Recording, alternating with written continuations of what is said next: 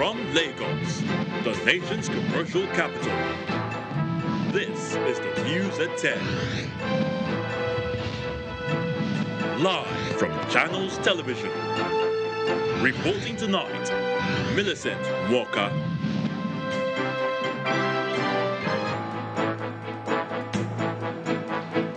Tonight, end of the Twitter saga. After 221 days, federal government lifts its suspension on the microblogging platform operations in the country with effect from tomorrow. Mayhem in Plateau State as 18 people are killed in fresh attack in Ancha village, 60 kilometers to Jos. Governor Lalong describes it as another sad tale.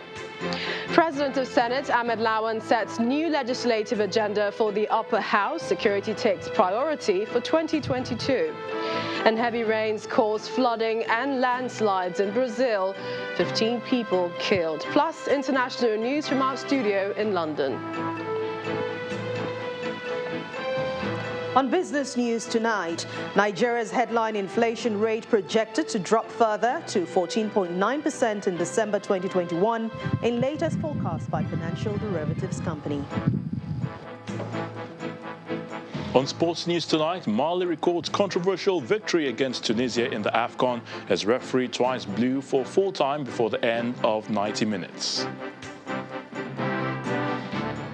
And from the nation's capital, ahead of the governorship election in Osun State, People's Democratic Party, PDP, screens governorship aspirants. Outcome of the exercise to be reviewed by the National Working Committee of the party.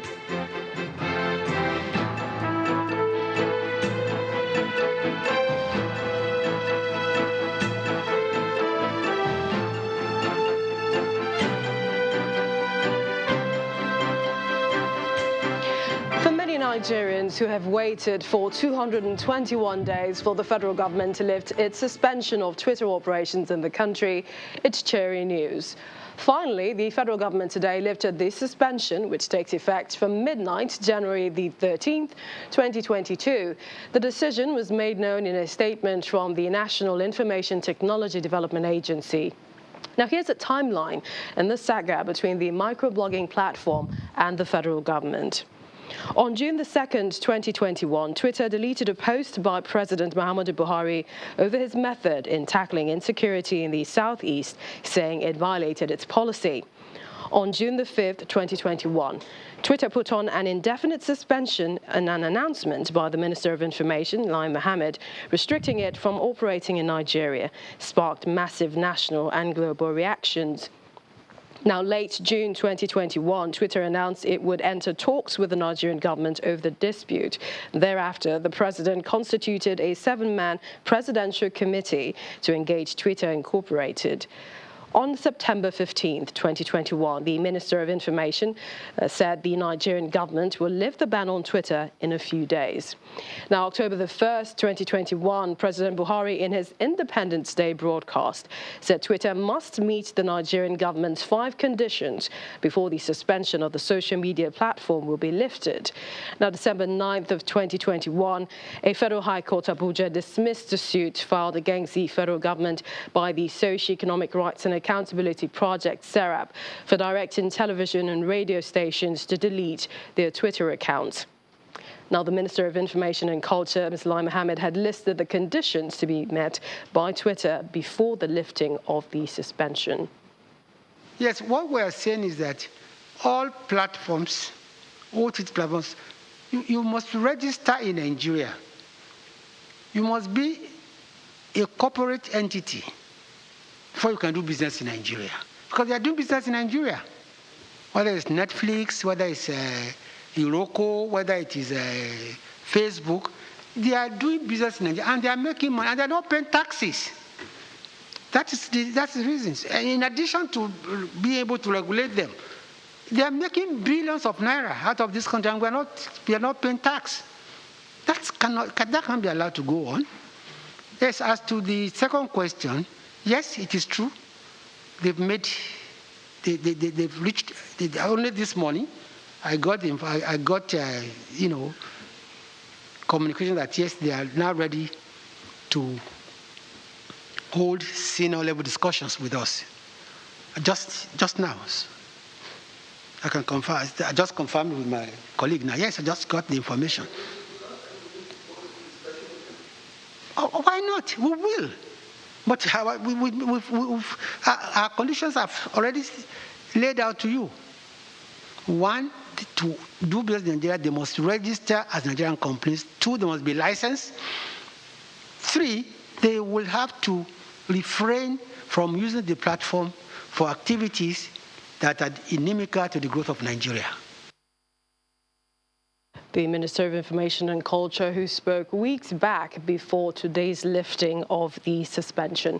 Well, away from the Twitter saga, it's been pain and anguish across parts of the country, especially the Northwest, which has been reeling from attacks by bandits declared terrorists. We begin in Plateau State, where the year seems to be starting very badly for the Rigwe Nation, as the community has been thrown into mourning. This follows an attack on Ancha village in Rigwe Chiefdom in Bassa local government area, where 18 people have been killed and 6 others injured. The attack was reportedly carried out on Tuesday night by suspected herdsmen who invaded the village for over 2 hours and unleashed terror on the community. Vehicles, motorcycles, harvested crops and several other valuables were said to have been carted away by the attackers. Meanwhile, Governor Simon Lalong has described the incident as another sad tale in the unending violent attacks in the area, which has continued despite several measures taken by government.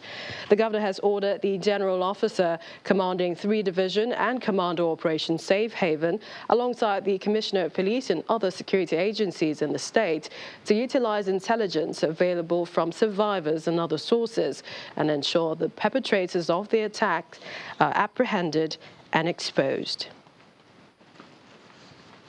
And it's not only in Plateau State that people are having a nightmare over insecurity. Zamfara State Governor Bello Matawali has described the situation in his state and others in the Northwest as unprecedented and existential. The governor stated this when he received a delegation from the federal government following the recent killing of 58 people by terrorists in Anka and Bukuyum communities. The delegation was led by the Minister of Defense, Major General Bashir Magashi, who said that the federal government would resort to tougher action to deal with the situation. The attacks on 8 communities in 2 local government areas of Zamfara State a week ago, which left 58 people dead, brings this federal government delegation to Gusau, the state capital. The delegation is led by the Minister of Defense, Major General Bashir Magashi. The state governor does not waste any time bearing his mind on the security situation. It is evident that unless enough modern equipment is provided to our security forces to fight the war effectively, the country faces a danger for anarchy. This could be foreseen from the recent calls by some leaders for the people to take up arms to defend themselves. It is a recipe of lawlessness when the state lost its monopoly over the instrument of cohesion. As a matter of urgency, the federal government should procure armed personnel carrier APC and deploy them across all parts of the country. Relaying the message from President Muhammadu Buhari, the Minister of Defense assures the people of Zamfara State that the federal government is aware of the security challenges and is working assiduously to crush terror. And the federal government is all out to do more than what we did before in order to bring an end to this menaces.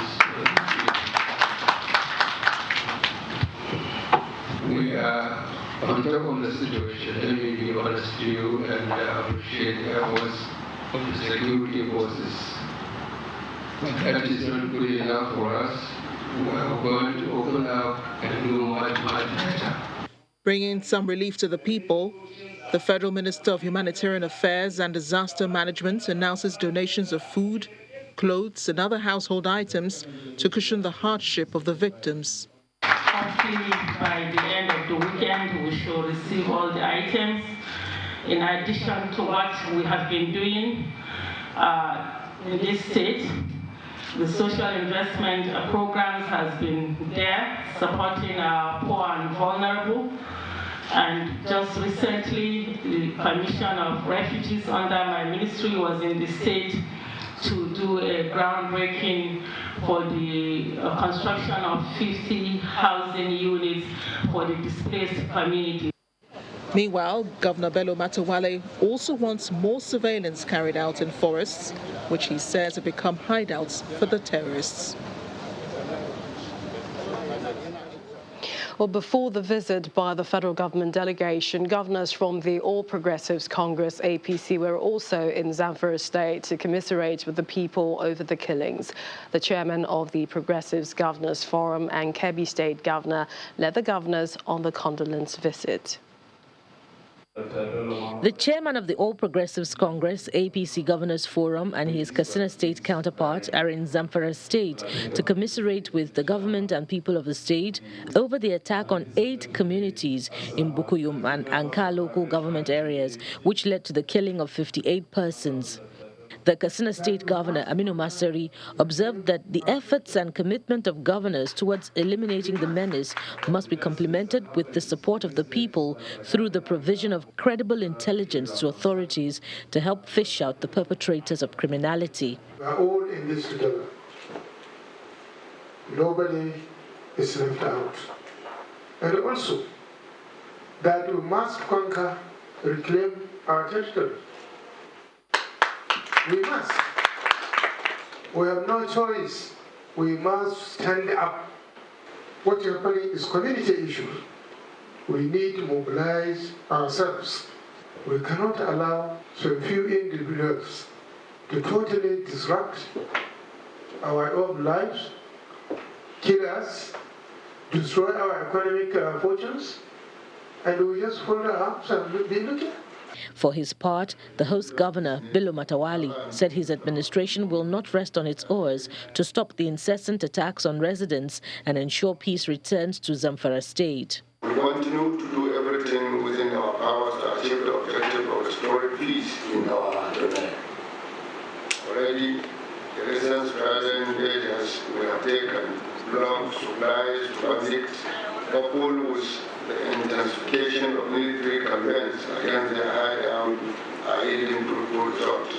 Briefing journalists after the meeting, Governor Atiku Bagudu acknowledged the partnership on security initiated by the Zamfara State government with the Nigerian government. He sought assistance and cooperation of the Nigerian president, and all around the country he has been doing a lot, both within the state and within the zone, in order to mobilize more effort towards eradicating banditry, and a lot of success have been recorded. So we appreciate him. We pray that he will continue to be strong, and the support that the Zamfara State people have given him shall continue to embolden him to do more. The killings in 2 local government areas reportedly happened when bandits bearing large number of cattle were fleeing military operations in the state, although a vigilante group engaged them in a gun duel but were overpowered by the bandits.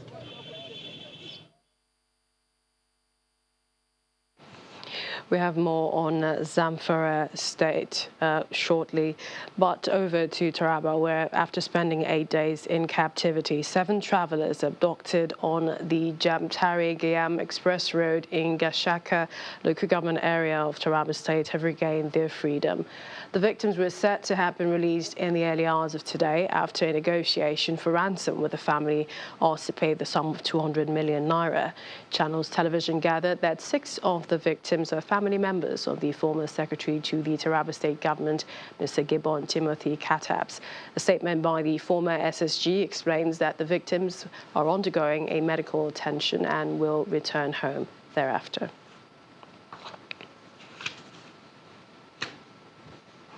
In part 2, after the break, we'll be discussing the current security challenges in parts of the north. I'll be joined by security consultant, Mr. Kabiru Adamo.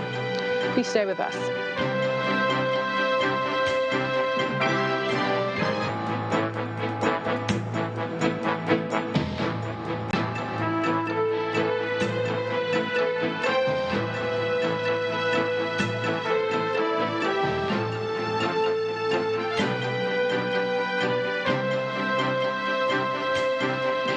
welcome back. If you just joined us, you're watching the news at 10 live on Channels Television Lagos. A reminder of our top stories.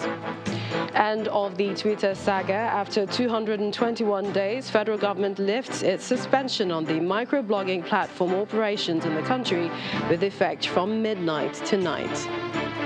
Mayhem in Plateau State as 18 people are killed in fresh attack in Ancha village, 60 kilometers to Jos. Governor Lalong, saddened, describes it as another sad tale. President of Senate sets new legislative agenda for the upper house. Security takes priority in 2022. And heavy rains caused flooding and landslides in Brazil. 15 people are killed.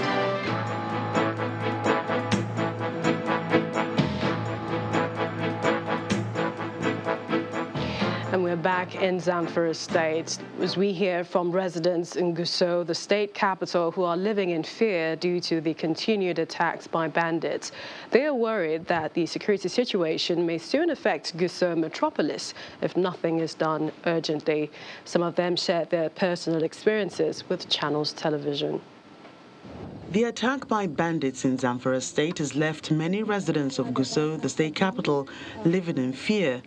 Thousands have been rendered homeless following incessant attacks on communities, the latest in Anka and Bukuyum local government areas. There are 8 official internally displaced persons camps in the state. Some find temporary shelter in primary schools, while others stay with relatives. Honestly, we are living in fear in Gusau because of the activities of bandits in the state. We used to hear the bandits have been attacking rural communities, abduct innocent persons, but even in Gusau metropolis, the bandits have been coming to abduct people and demand ransom. These ransoms are paid before they free their victims. We are always living in fear within Gusau metropolis. Residents believe the security situation needs the intervention of the federal government to crush the bandits. The federal government should at least concentrate more by issuing serious directives to the military, police, and those in charge of security issues to hammer on the issue very seriously. Aminu Kucheri is an indigene of Kucheri village, Safe local government area of Zamfara State. He was forced to abandon his home and business due to frequent attacks on his community. He also says his nephew and uncle were abducted, with 3 million naira demanded by the abductors as ransom. We are appealing to the government to please do what it can do to clear these people so that we'll go back to our own villages to continue our own lives. Another resident, Saifullahi Ahmad, just acquired a house in Gusau, the Zamfara State capital, after being forced to leave his hometown, also in Kucheri village. His father and children were also abducted during one of those attacks. The bandit came to my town and kidnapped my father and my children. Sometimes I used to, after 2 days, I used to go there and come back. Meanwhile, police authorities in Zamfara State say the command is working with other security agencies to ensure residents are safe by deploying security operatives to communities which are prone to attacks and other strategic locations. In Zamfara State, we are not resting. We are working very hard, day and night, tirelessly, just to ensure that the restoration of peace and security in Zamfara State is achieved to the latter. There's also an order from the state government for the reconstruction of communities ravaged by bandits in Anka and Bukuyum local government areas so residents can return home. All discussing the security issues. Joining us right now is Dr. Kabiru Adamo. He's a security consultant. We'd like to thank you for joining us on the News at 10.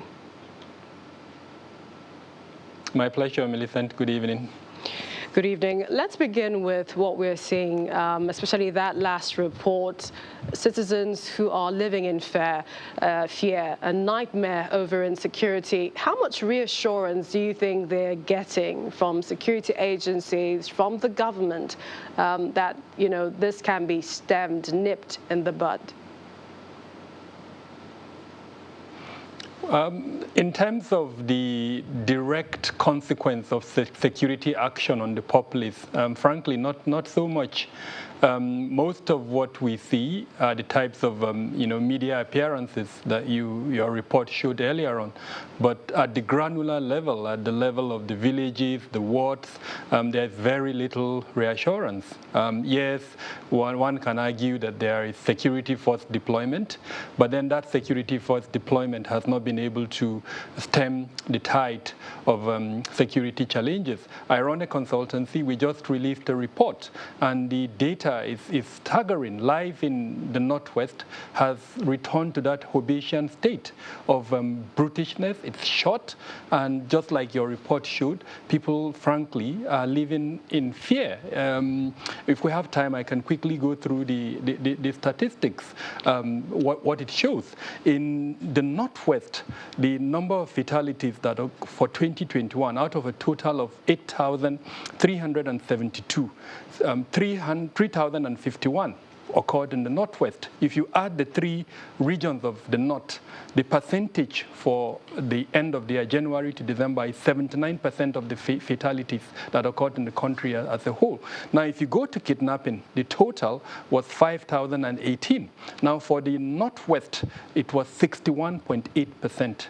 And then for the three regions in the North, it's 88.9%. And that shows exactly what your report tried to show. Life is brutish. That Hobbesian state of existence, unfortunately, is being repeated in the northern half of the country.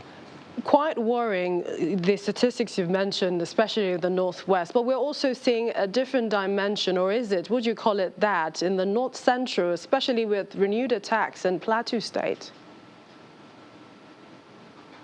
Exactly, and there is a common feature, the so-called ungoverned spaces, and then gunmen that as a country we've not been able to designate properly. Unknown gunmen, bandits, are now designated as terrorists, but that's the common feature. They're operating in the North Central, operating in the Northwest, and unfortunately also in the Northeast.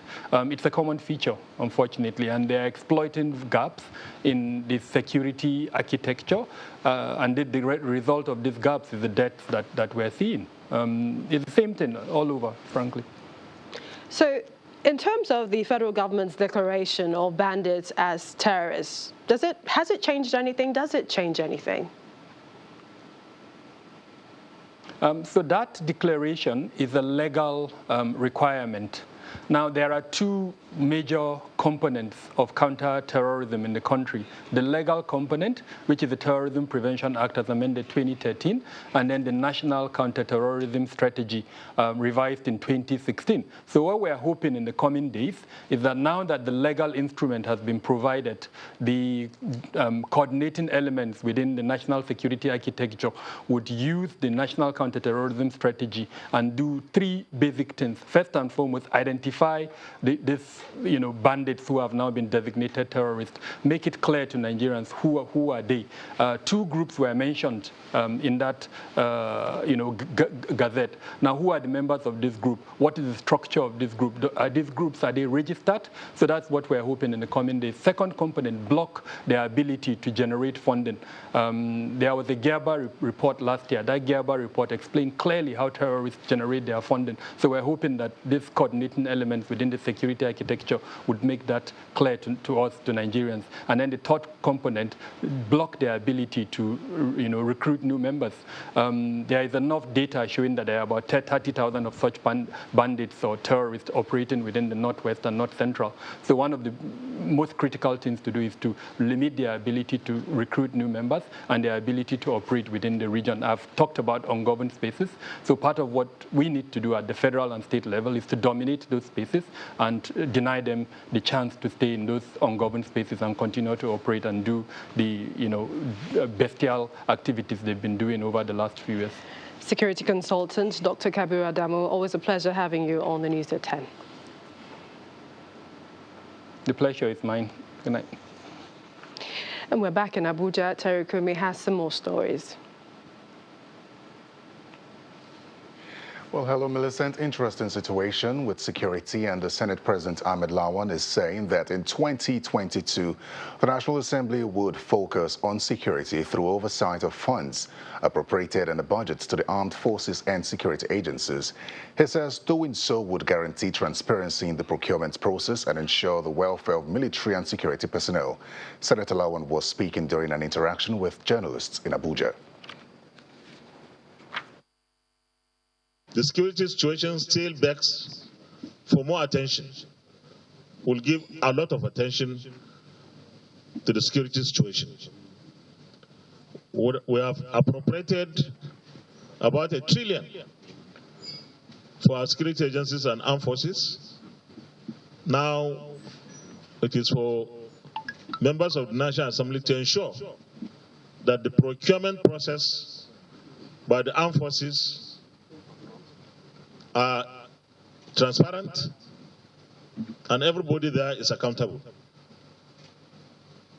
And of course, we should do oversight as much as possible on the welfare of our soldiers, of our security personnel. They need to continuously be motivated. I believe that 1.5 years is a long time.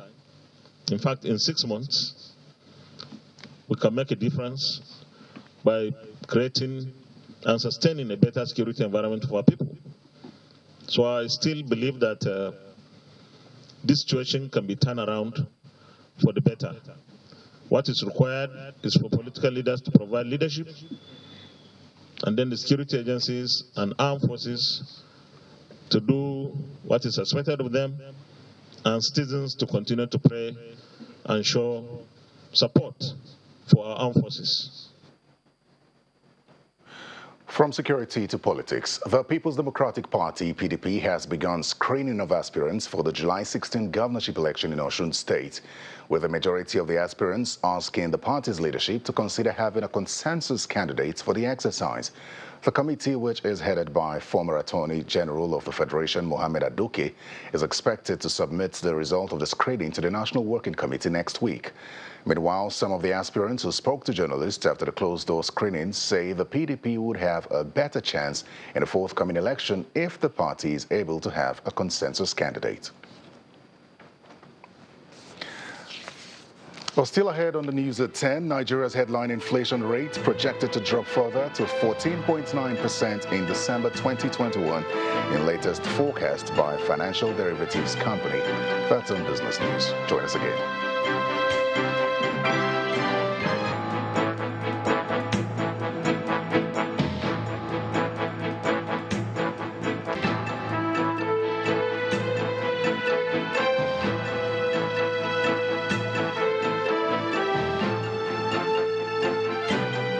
Welcome back to the News at 10. The Independent National Electoral Commission and the European Centre for Electoral Support are calling for more female participation in the February 12 area council elections in the Federal Capital Territory. Representatives from INEC and the European Centre say the call for more female participation is crucial, owing to previous experiences where many females who possess the permanent voters card shun the polling stations on election day. The Commission also appeals to women to help in the advocacy for peaceful conduct of the exercise, which is slated for February the 12th, 2022. Now, the death toll in the Okpanam church building collapse of Delta State has risen to 4. The latest death is that of a child who died in the hospital, and that is after the body of a woman and 2 girls were earlier recovered from the rubble in Oshibili North local government area. According to the police public relations officer in the state, Bright Edafe, who confirmed the number of casualties, 18 persons were rescued and taken to the hospital for medical attention. 4 of them have so far been discharged, while a child died at the hospital. Although it is unclear what caused the building collapse, Mr. Edafe adds that the rescue operation is over. Channels Television had reported the building collapsed where several persons were trapped in the rubble, and not too long after the incident occurred, officials of the Red Cross and Fire Service as well as security operatives were deployed to the scene. Well, that's all from Abuja. Back to you, Millicent, in Lagos. Thank you, Terry. The Lagos State Building Control Agency has told a coroner's inquest into the collapse of the 21-story building at Gerald Road, Ikoyi, Lagos, that the construction of the 3 high-rise blocks at the site began months before provisional approval was granted. Counsel to the agency made the assertion while questioning the managing director of Prowess Engineering Nigeria Limited, Mr. Muritala Olawale. Mr. Olawale was a former consultant structural engineer to the project, but withdrew his services over disputes on how the project was structurally executed. At today's proceedings, the State's Building Control Agency Council disputed Mr. Olawale's statement, stating that late Femi Oshibono, the managing director of Fourscore Heights Limited, had informed his team that he had received provisional approval for the project's construction. While disputing Olawale's claims, Odubemi said that Lagos State's agency never granted Oshibono a provisional planning permit when the team moved to the site to commence construction in January 2019, but in April 2019. The 21-story building collapsed November 1st, 2021, killing 46 people, while 15 persons were rescued. To other stories, the Economic and Financial Crimes Commission has arraigned an internet celebrity, Ismaila Mustafa, popularly known as Momfa, and his firm, Ismaila Global Investment Limited, on an 8-count charge of alleged money laundering of over 6 billion naira. The offence is contrary to relevant sections of the Advanced Fee Fraud Act of 2006 and the EFCC Act of 2004. In the counts, the defendants were accused of conspiracy to launder funds obtained through unlawful activity, retention of such funds, transfer of funds for a suspect, Olayinka Jimo, popularly known as Nappy Boy, an unlawful transfer of funds for a record label, among others. The EFCC also alleged that Momfa concealed his interest in expensive wristwatches and other movable assets valued at over 17 million naira. Momfa pleaded not guilty to the 8 counts. He also pleaded not guilty to the first 6 counts on behalf of his firm, Ismaila Limited. Now, Justice Dada has ordered his remand in the custody of the EFCC till the 18th of January, when his bail application will be heard. This is the second case in which the EFCC is charging Momfa. He's standing trial for the first at the Federal High Court, Lagos, on an amended 22-count charge bordering on cyber fraud and money laundering to the tune of 32.9 billion naira. And the former governor of Oyo State, Christopher Alawo Akala, has died at the age of 71. Chief Alawo Akala, who was the governor of Oyo State between 2007 and 2011, was said to have died in the early hours of today in his hometown, Ogbomoso. His death was formally made known by the Oyo State governor while he was attending an interfaith prayer with public servants to mark the beginning of the new year in Ibadan, the Oyo State capital. They came to me and they told me of the passing of our former governor, Governor Kabiru Adamo.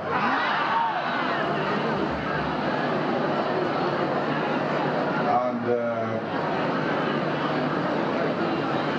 I couldn't take the news, but I decided I should wait and let you know I won't be able to deliver this speech. And some of the early callers at the Bodija Ibadan residence of Chief Alawo Akala include Primate Sunday Olumakinde, who expressed shock at the sudden demise of the former governor.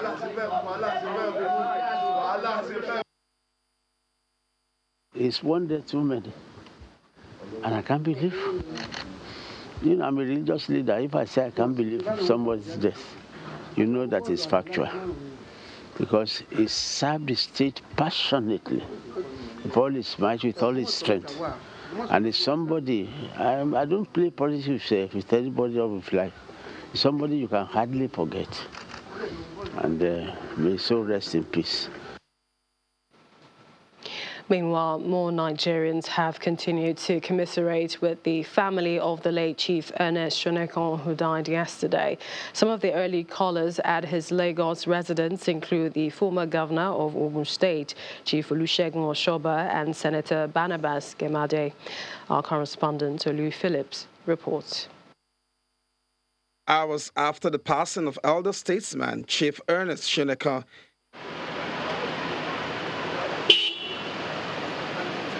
his Lagos residence has picked up some words in terms of traffic, though skeletal.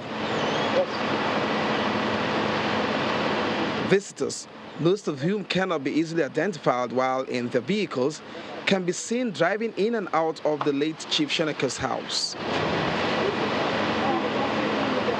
A family representative had earlier pleaded with journalists to bear with the family not to be filmed, necessitating most newsmen to stay behind the walls of the house. Despite these difficulties, we managed to catch a former governor of Osun State, Chief Olusegun Oshoba, who is here to pay his condolence and speaking to his memories of him. 1994, set up a group made up of high-class private sector people, self-funded, to examine how to get the economy of the country on a good position. His report led to the Vision 2020. If Nigeria had followed many of the suggestions that he made and the advice they gave, the year 2020 was a visionary year for a greater Nigeria. Unfortunately, we lost it. Another visitor who didn't escape our ambush is Senator Barnabas Gemade, both who had their times in the business world and politics as well. Current leaders today, we need to emulate the humility of people like Chief Shonekan. Things do quickly get to the head of those who occupy big office. And I think if they learn from the life of people like Chief Shonekan, the society will be a lot better. Meanwhile, away from the physical visits and condolences, a former military head of state, General Abdulsalami Abubakar, has sent in his condolence message from his base in Niger State. General Abubakar, while condoling with the family, says Chief Ernest Shonekan was a nationalist par excellence. His statement reads in part, his belief in a united and peaceful Nigeria was unparalleled. He was dedicated to the progress and development of the country. He will surely be missed. Still on messages is this one from the governor of Ebonyi State, Mr. Dave Umahi, who described the late former head of interim national government as a unified and detribalized Nigerian statesman who spiritedly cultivated a wild array of international business and political connections and passionately deployed them for the best of humanity. His counterpart from Lagos State, Governor Babajide Sanwo-Olu, has commiserated with the Ogun State Governor, Prince Dapo Abiodun, and the entire people of the state, especially indigents of Abeokuta, on the demise of their illustrious son and elder statesman. Governor Sanwo-Olu described late Shonekan as a renowned technocrat, seasoned administrator, and passionate leader who served his country meritoriously as a public servant during his short tenure as the #1 citizen in Nigeria. Chief Shonekan will be surely missed by many and will continue to be remembered for all he stood for. Olu Phillips, Channels Television News. And reprieve seems to have come for indigent widows, the less privileged, as well as micro and small business enterprise owners in Owerri Senatorial Zone, Imo State. This is courtesy of Prince Alex Mbata Humanitarian Foundation, which has kicked off the first phase of its multi-million naira empowerment program across the 9 local government areas in the Senatorial Zone. According to the founder, Prince Alex Mbata, the goal is to empower not less than 3,000 indigent people across the 104 wards in each phase of the program. It's the first phase of the multi-million naira empowerment program by the Prince Alex Mbata Humanitarian Foundation, popularly called PAM Humanitarian Foundation. Ndubisi Kanu Square in Owerri, the Imo State capital, is the venue of the event, and it's filled to capacity with prominent sons and daughters of Imo State, including Governor Hope Uzodimma.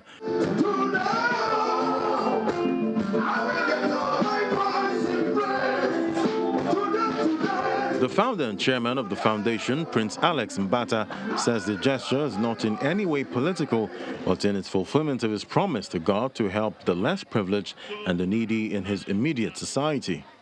He adds that the foundation will in no distant time begin disbursement of a revolving loan of 5 million naira each to the 9 local government areas in the second phase of the empowerment scheme. 5 million naira revolving loan per each local government.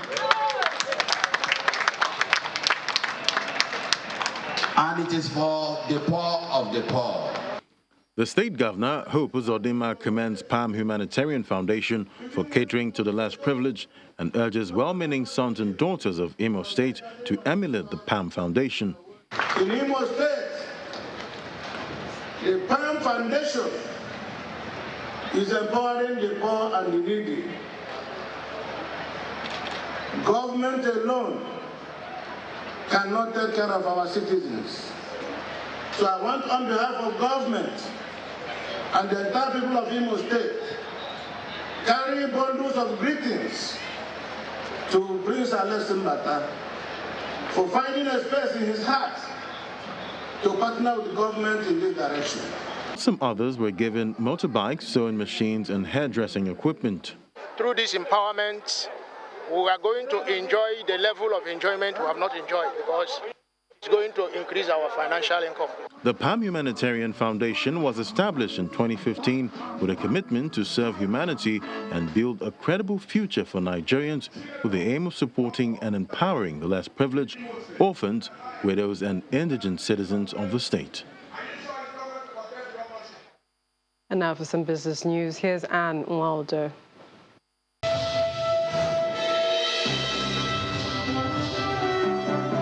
Thank you, Millicent.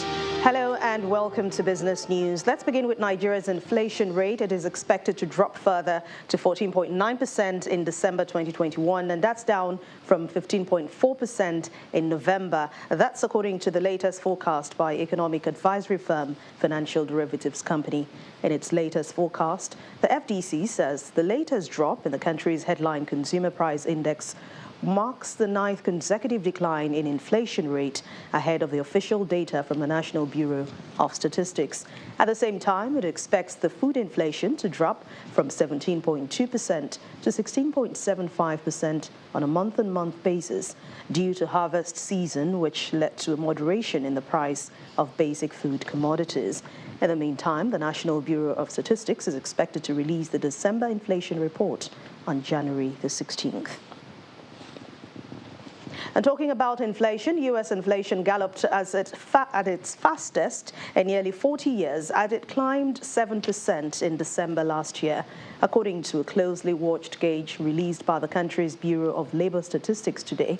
The Consumer Price Index, which measures costs across dozens of items, rose by 0.5% on a monthly basis. The annual move is the fastest increase since June 1982. It's coming amid a shortage of goods and workers on the heels of unprecedented cash flow through the U.S. economy from Congress and the Federal Reserve. And back here in Nigeria, the stock market is back in the green. And thanks to gains recorded by Dangote Cement, Seplat, and some other blue chip stocks. Will Ibong has the details.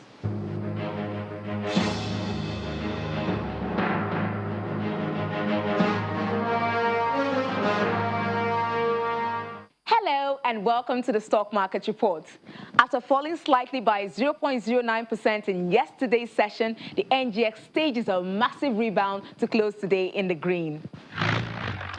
The all-share index surged by almost 2%, adding a whopping 404 billion naira to the market's capitalization. This is because major stocks picked up during the day. Dangote Cement added 16 naira to its share price, triggered by the company's announcement that it will be commencing the second tranche of its share buyback program next week. MTN Nigeria added 4 naira, and Seplat's share value increased by 20 naira. We see this big bounce back reflected in the sectors, despite the low turnover recorded at the close of trading. In terms of volume shockers, Transcorp retained its position on the top spot, while Boa Foods was knocked off the list. What's next for markets and stocks? And should investors be braced for more volatility? We can only hope that the cycle is kind to investors. And that's the Stock Market Report. I'm Willie Bung. Back to you.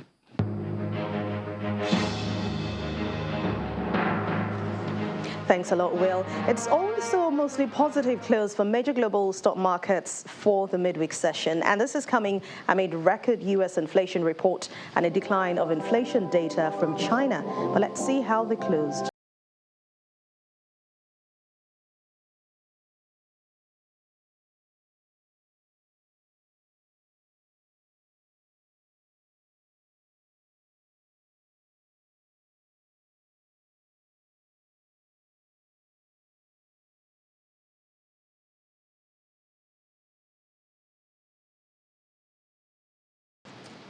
With those great numbers, we end business news tonight. Thank you for watching. I'm Anne Nwawadu. It's back to you, Millicent. Thank you, Anne. And heavy rains have caused landslides and flooding, killing at least 15 people in southeastern Brazil. 28,000 people have been forced to flee their homes, and authorities are currently monitoring dams that could burst as more downpours could affect the hardest hit areas. Here's Simon Pusey with more international news and around the world in 5. Good evening and welcome to the Channel Studios here in London with your international news around the world in 5. The new government of Kazakhstan has taken office after being sworn in with the country's new Prime Minister, Alikhon Smylov, who was nominated by the country's president. Mr. Smylov, here seen with Chinese first Vice Premier of the State Council, Han Zheng, said his main focus would be to improve the quality of people's life and sustain the economic growth.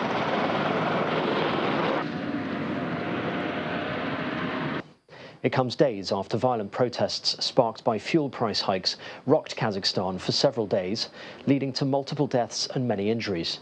Some 5,800 people have been detained due to the violence. A prominent opposition lawmaker and barrister in Cameroon from the opposition's Social Democratic Front has been shot dead in Bamenda city in the northwest. Gunmen forced Senator Henry Komende to get out of his car and then shot him in the chest. The motive for the killing is unclear. Bamenda is the main English-speaking city in Cameroon and at the centre of a political crisis that has led to armed conflict between separatists and the military.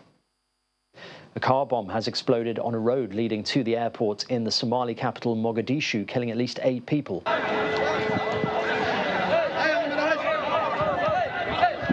Medical sources confirmed that they have received at least 5 wounded civilians.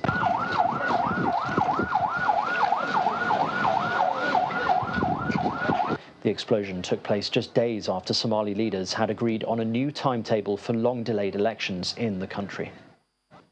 French police have arrested a suspect over the unsolved 2012 murder of a British family and a French citizen in the Alps. Saad al-Hili, his wife Iqbal, Mrs. al-Hili's mother, and a cyclist were found shot dead on a road near Lake Annecy. The al-Hilis' 2 young daughters survived the attack. A number of people have been arrested in connection with the deaths, but no charges have ever been brought. Britain's Prime Minister has fought off demands to resign after it was revealed a party attended by himself and around 30 others was held at his official residence during the first coronavirus lockdown. Mr. Speaker, I want to apologise. Boris Johnson apologised for his actions, but said people should wait until the conclusion of an inquiry. When I went into that garden just after 6 on the 20th of May, 2020, to thank groups of staff before going back into my office 25 minutes later to continue working, I believed implicitly that this was a work event. But, Mr. Speaker, with hindsight, I should have sent everyone back inside. Well, there we have it. But responding to that statement, the leader of the opposition called for the Prime Minister to step down. When the whole country was locked down, he was hosting boozy parties in Downing Street. Yes. Is he now going to do the decent thing and resign? 4 people, including a 2-month-old infant, have survived after a helicopter they were travelling in crashed outside a church in West Philadelphia. Drone video showed debris and remnants of the medical helicopter outside the Drexel Hill United Methodist Church, with first responders and emergency vehicles standing by in the densely populated residential neighbourhood. The aircraft was carrying a baby, a nurse and 2 helicopter crew members and was on its way to a Philadelphia hospital when it crashed. Locals living near a dam in southeastern Brazil are bracing for it to possibly burst its banks after heavy rain lashed Pará de Minas in Minas Gerais state.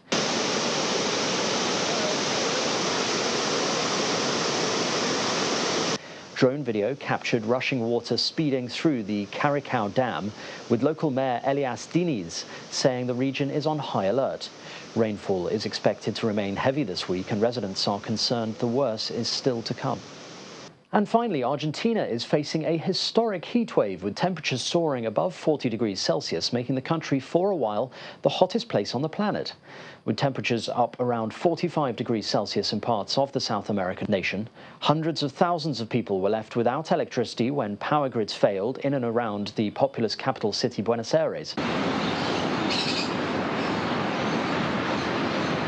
Dry, hot weather, driven by the La Nina weather pattern, meant that for several hours it was the hottest place on Earth, taking over from parts of Australia. Local leaders warned residents to stay out of the sun in the hottest part of the day, wear light clothes and stay hydrated. And that's your international news around the world in 5. Now back to the Channel studios in Lagos. Thanks, Simon. Now for some sports news, here's Ayotunde Balogun.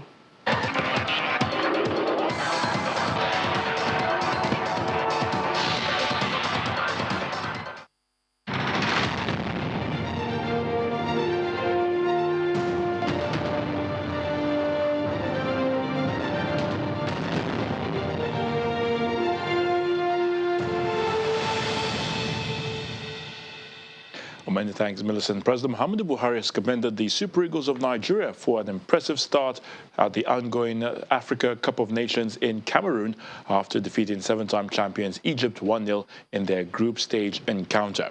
The president strongly believes, like millions of football-loving Nigerians, that the spectacular outing in Garoua, Cameroon, is a foretaste of what to expect from the dedicated team as they square up against other opponents in the tournament.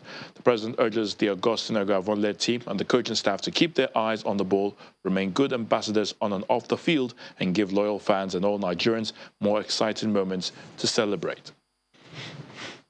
Mali beat Tunisia 1-0 at the African Nations Cup in a Group F game which ended in controversy after the referee blew for full time prematurely. Carthage Eagles coach Monday Kebaya and his technical staff raced onto the field to confront referee Gianni Sikazwe after he ended the game a minute early.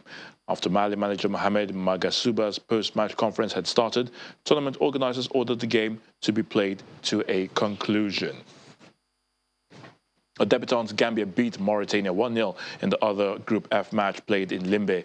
A Gambian throw-in began a move that finished with Abli Jallo slamming a rising shot over goalkeeper Diop Boubacar, who had strayed slightly off his line. A snatch by widely travelled Belgian Tom Saintfiet, Gambia are competing in the flagship African tournament for the first time after 16 failed attempts to qualify. Meanwhile, Cote d'Ivoire beat Equatorial Guinea 1-0 in the second Group E game.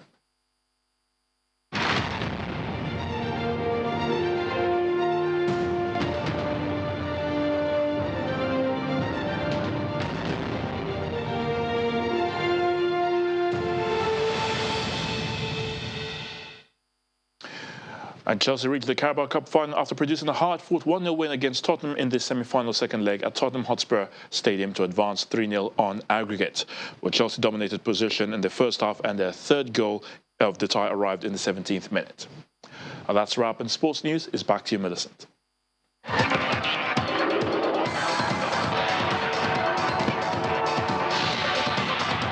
Thank you, Ayotunde. And the main news again.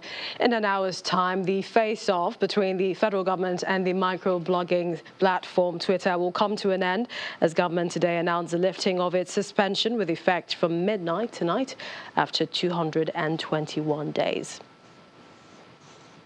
We look forward to your tweets at Channels TV. You can reach me personally at Million Cents. That's the news at 10 tonight. Thank you for watching. I'm Millicent Walker. Stay healthy.